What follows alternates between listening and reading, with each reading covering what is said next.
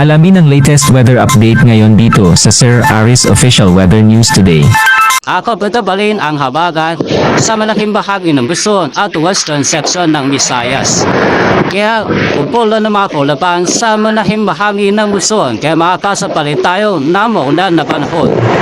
Ang habagat ay patuloy pa rin makakapekto sa Luzon at sa western section ng Visayas sa susunod namin mga araw. Kaya magtatagal pa ang maulan na panahon dito sa Luzon at sa western section ng Visayas.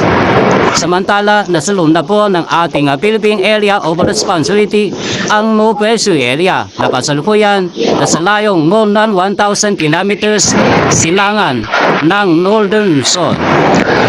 Itong Nuevo Area ay wala pang direktang epekto sa ating lagyan na panahon. Inaasahan ng 20 kilos, pakanlulan o maling luman sa extreme Northern Luzon at may pasalindan na maling isang bagyo. Kaya tabayan ang ating update patungkol nito. Maninimulan na panahon ang inaasahan sa Luzon kasama Metro Manila at kasangibilin sa western section ng Visayas. Samantala, sa lalaming bahagi ng Kamisayan at buong Mindanao at dirimin sa Palawan ay may maganda at maliwas sa panahon, maaraw, kaya may sa panipo ng mga localized thunderstorm na kusaan manimig ito ng minglaang muhos na ulan.